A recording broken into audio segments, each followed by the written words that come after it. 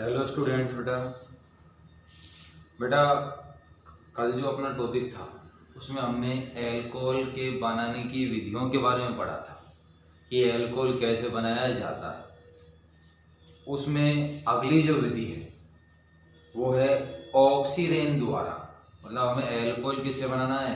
Oxirane द्वारा बनाना है। अर्थात ऑक्सीरेन का दूसरा नाम क्या है? एथिलीन ऑक्साइड है।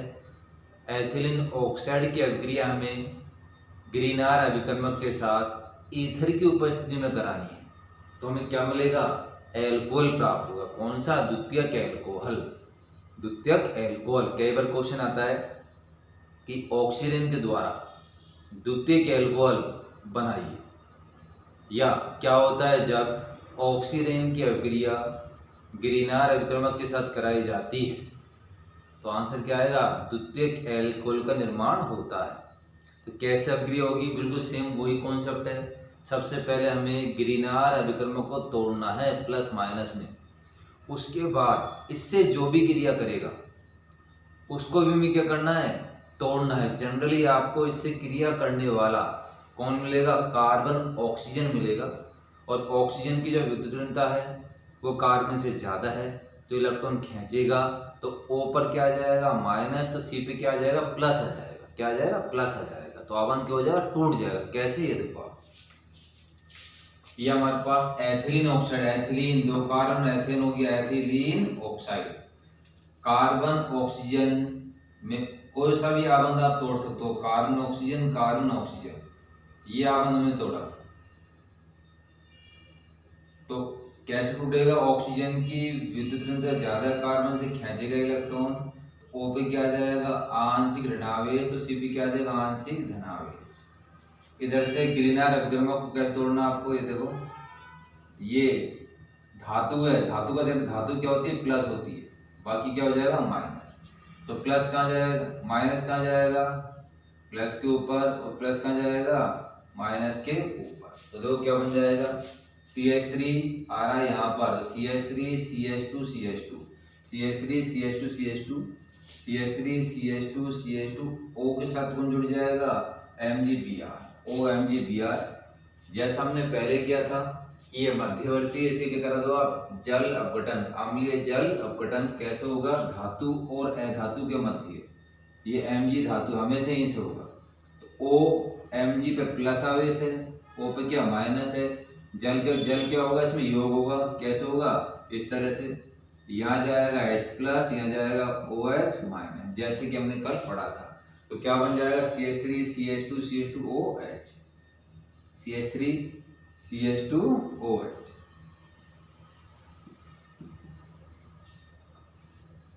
तो प्राथमिक एल्कोहल का क्या होगा? निर्माण हो जाएगा। मैंने थोड़ा द्वितीयक एल्कोहल बोला है बेटा, है ना? ठीक है, प्राथमिक एल्कोहल रहेगा तो आपके सामने दिखाई दे रहा है। वो तो अभिक्रिया कराओगे तो मालूम चल जाएगा आपको क्या बनेगा? प्राथमिक एल्कोहल का निर्माण होगा आपके पास इस तरह से। ये तो क्या? ऑक्सीरेन द्वारा इंपॉर्टेंट अभिक्रिया है। इसके बाद नेक्स्ट आएगा आपके पास एस्टर के द्वारा। किसके द्वारा? एस्टर के द्वारा। एस्टर ये आपके पास, ये आपके पास एस्टर है, इसका नाम हो जाएगा एथिल। और दो कार्बन को हम क्या कहेंगे? एथेन। एथिल एथेन प्लस ये क्या है? O8 है। क्या है ये? O8। तो नाम क्या हो जाएगा? Ethyl ethanoate. ये एथिल समूह है, दो कार्बन को हम एथेन बोलेंगे, O8 तो क्या हो जाएगा? एथिल एथेनोएट की क्रिया ग्रीनार अभिकर्मक से करानी है। कैसे होगी? दो सिंपल कॉन्सेप्ट, ये प्लस ये क्या हो जाएगा? Minus, minus plus. यहाँ पर वही कार्बन ऑक्सीजन आबंध, पाई आबंध आसानी से टूटेगा। आंशिक ऋणावेश और यहाँ क्या जाएगा? आंशिक धनावेश। तो माइनस वाला कहाँ जाएगा? प्लस पर, और प्लस वाला कहाँ जाएगा? माइनस के पास। तो देखो क्या बन जाएगा? CH3 अटैक कर रहा है कार्बन पे तो क्या आ गया? CH3 आ गया, देखो आपके सामने। और ऑक्सीजन पे कौन आ जाएगा? MgBr। देखो ये क्या आ गया आपके पास? MgBr। अब क्या होगा?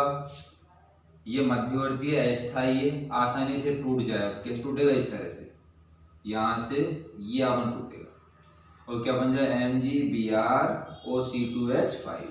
क्या बचा अपने पास? CH3 C double bond O, CH3 C double bond O, CH3 acetone बन जाएगा। क्या बन जाएगा? एसीटोन बन जाएगा।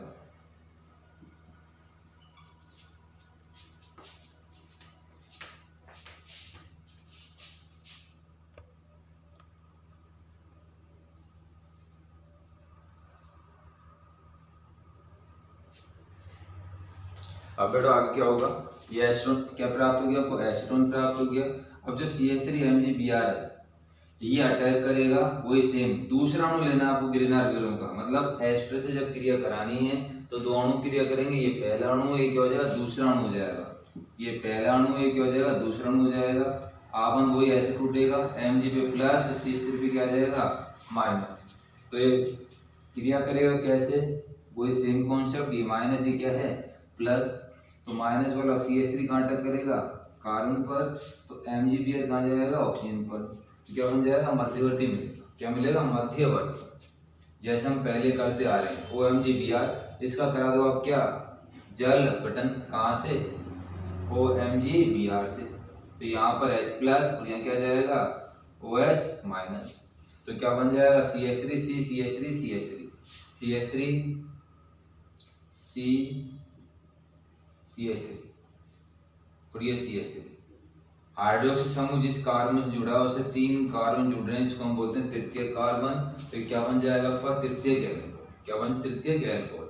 तो एस्टर के द्वारा हम क्या प्राप्त कर सकते हैं? तृतीयक एल्कोहल प्राप्त किया जा सकता है। इस तरह आपको अभिक्रिया करानी है। इसके बाद ये तो हो गया एस्टर के द्वारा।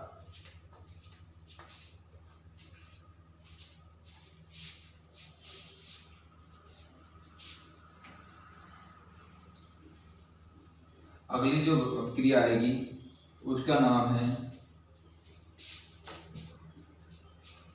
कार्बोक्सिलिक अम्लों के अपचयन द्वारा।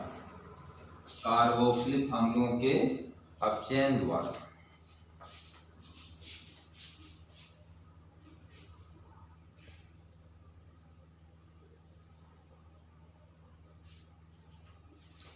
कार्बोक्सिलिक अम्ल में लेना है, फॉर्मिक अम्ल को छोड़कर कराना है। तो फॉर्मिक अम्ल का अपचयन आसानी से नहीं होता है, तो फॉर्मिक अम्ल के अलावा कोई सा भी ले लीजिए आप। तो अगला पॉइंट आएगा अपचयन द्वारा।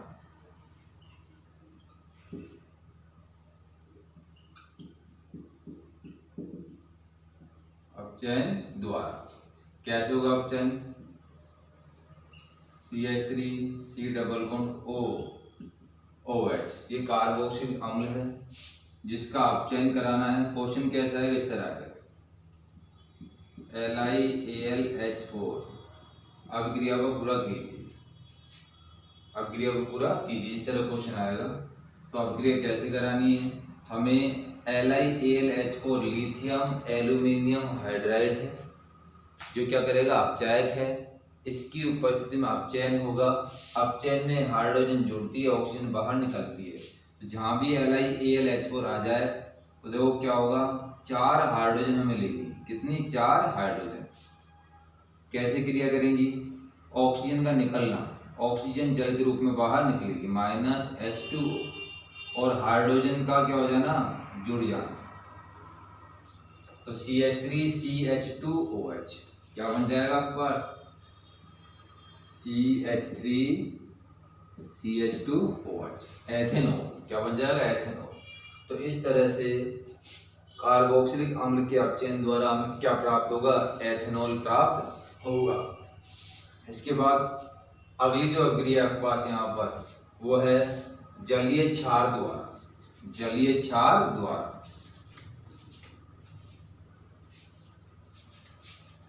जलीय क्षार द्वारा। तो यहाँ पर देखो बेटा, जलीय क्षार जो आप लोगे या तो लीजिए आप NaOH या लो आप KOH। जलीय NaOH या लेना आपको KOH या लेना आपको Ag2O। ये अभिक्रिया हमारे एल्किल हैलाइड में आ चुकी है। तो कैसे? ये एल्किल हैलाइड है जिसकी क्रिया में NaOH जलीय से करानी है।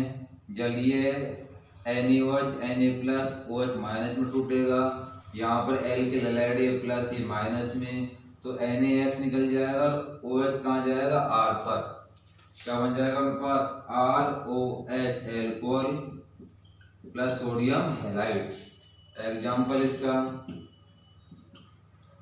CH3 CH2 Cl plus Ag2O ले लीजिए आप। ये नम या जलीय, नम या जलीय Ag2O, नम या जलीय Ag2O किस में चेंज होगा, सबसे पहले AgOH में, जो किस में टूट जाएगा Ag+OH माइनस में, Ag प्लस है ये Cl माइनस है, Ag से निकल जाएगा, OH कहाँ चले जाएगा CH2 के पास, क्या बन जाएगा CH3 CH2OH, क्या बन जाएगा एथेनॉल, एथेनॉल। तो इस तरह से यदि हम एल के ललड़ की क्रिया जलीय NaOH या KOH या नम Ag2O जो किस में चेंज हो जाएगा जल से क्रिया करके AgOH में, सिल्वर हाइड्रोक्साइड के अंदर क्या प्राप्त हो जाएगा हमें एल्कोहल, एथेनॉल।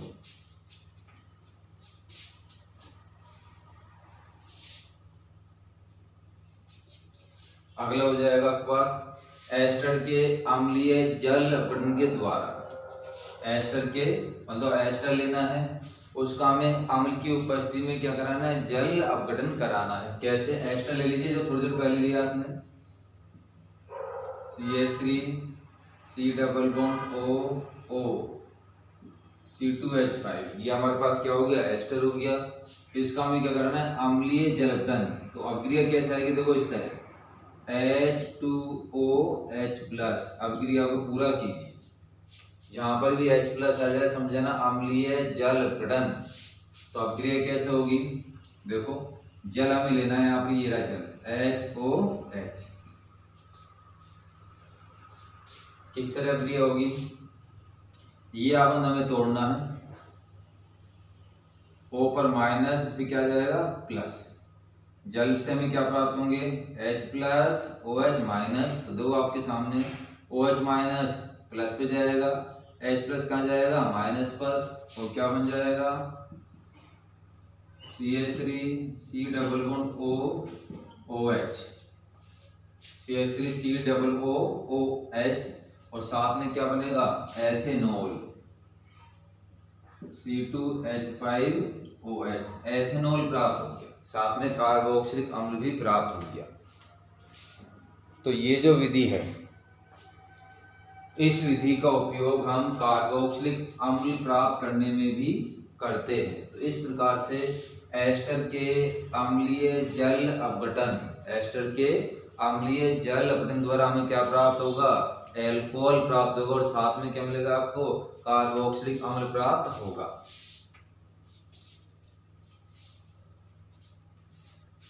इसके बाद नेक्स्ट अभिक्रिया वेरी वेरी इंपोर्टेंट, उसका नाम है हाइड्रोबोरीकरण,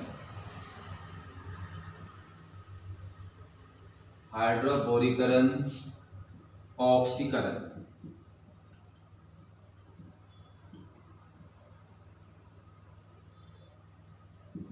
हाइड्रोबोरीकरण ऑक्सीकरण, हाइड्रोजन तथा बोरोन का जुड़ना, हाइड्रोजन तथा बोरोन का जुड़ना क्या कहलाएगा हाइड्रोबोरीकरण कहलाएगा। अर्थात हमें इस अभिक्रिया में वेरी वेरी इंपॉर्टेंट अभिक्रिया है, इस अभिक्रिया में हमें एल्कीन की अभिक्रिया डाइबोरेन से करानी है।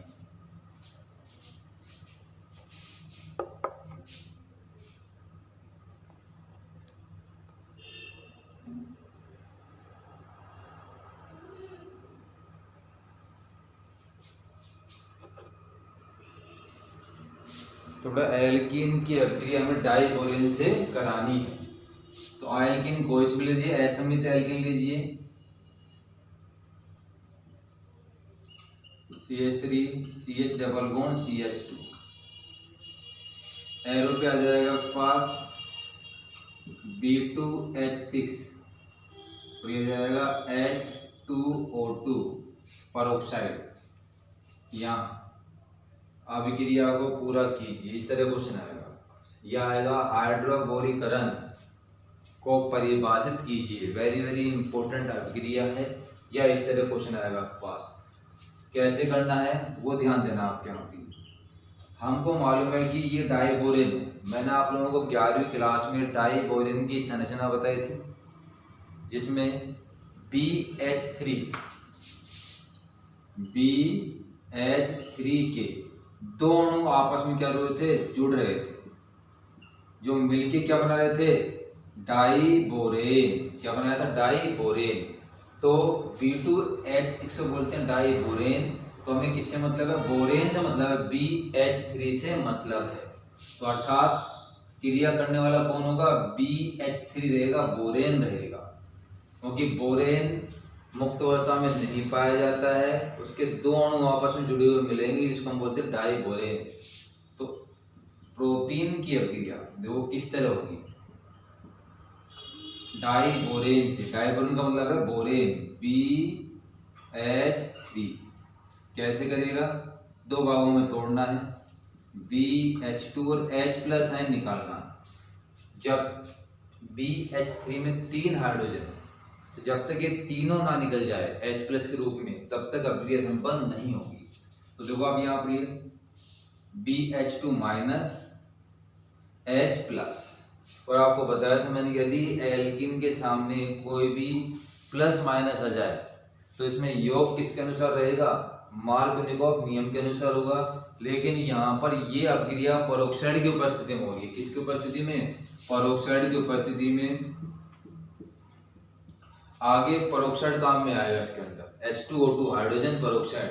तो पेरोक्साइड की उपस्थिति में ऋणात्मक भाग एल्कीन के उस द्विआबंध वाले कार्बन पर अटैक करता है, जिस पर हाइड्रोजन की संख्या क्या होती है, ज्यादा होती है। तो ये BH2 माइनस कहाँ अटैक करेगा, जहां पर हाइड्रोजन की संख्या क्या है, ज्यादा है, और H प्लस कहाँ जाएगा, यहाँ पर जाएगा। तो देखो क्या बन जाएगा, CH3 CH2 single bond CH2 BH2, ये बन गया। BH3 से एक H प्लस निकल गया है।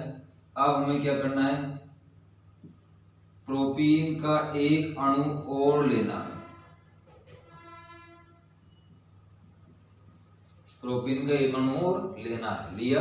वही सेम कॉन्सेप्ट, BH2 में दो हाइड्रोजन है, एक को निकाल दो तो एक रह जाएगी, ये मैंने निकाल दिए H हाइड्रोजन। तो किस रूप में टूटेगा ये H प्लस, ये क्या बन जाएगा, माइनस। तो H प्लस आयन कहाँ जाएगा, यहाँ पर, माइनस कहाँ जाएगा, ज्यादा हाइड्रोजन वाले कार्बन पर। सेम है, BH3 में एक H, दो बचे हैं, BH2 में एक H, तो BH बचे।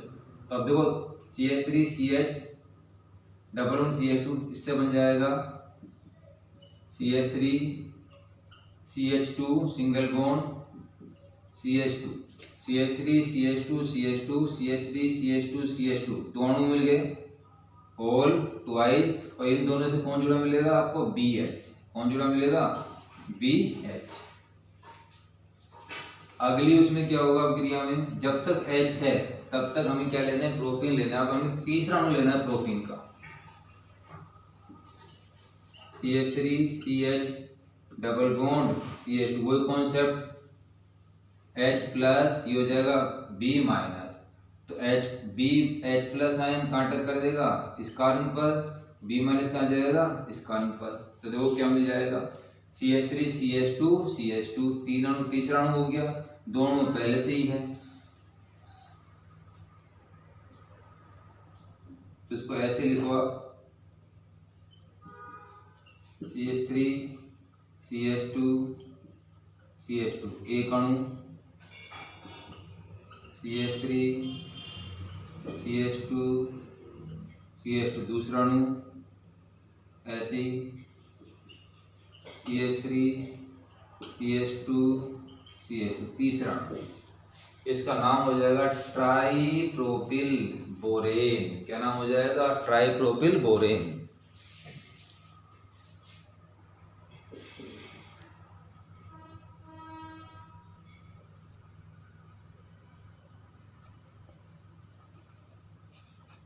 ये थोड़ा बेटा दब गया था, इसको मैंने ध्यान से ये देख लिया, इस तरह लिखा है आपको।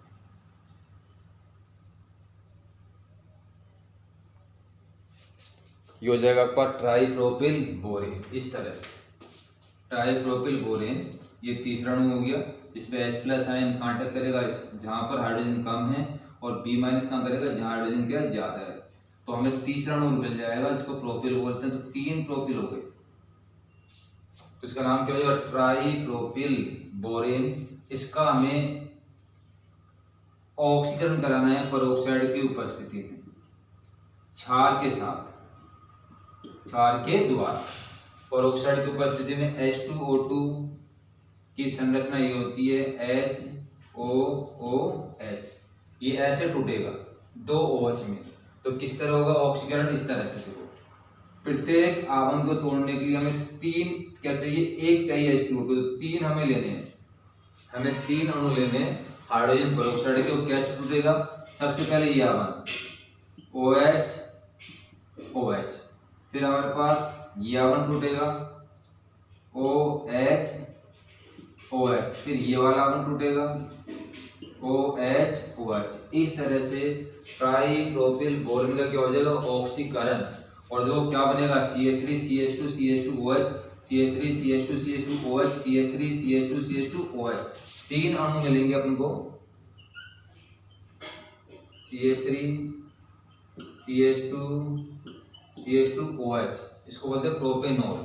प्लस में हमें क्या मिलेगा, B के साथ 3 हाइड्रोक्सी समूह आएंगे, इसको हम बोलते हैं बोरिक अम्ल, बोरिक अम्ल। ये बोरिक अम्ल है, और ये हो जाएगा प्रोपेनॉल। क्या हो जाएगा प्रोपेनॉल।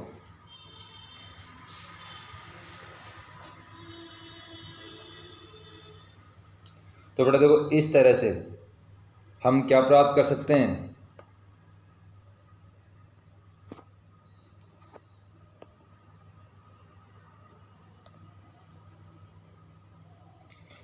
इस तरह से आप लोगों को एल्कोहल प्राप्त हो जाएगा। बहुत ही इंपॉर्टेंट अभिक्रिया है, बस ध्यान देना है कि डाइबोरेन मतलब है बोरेन।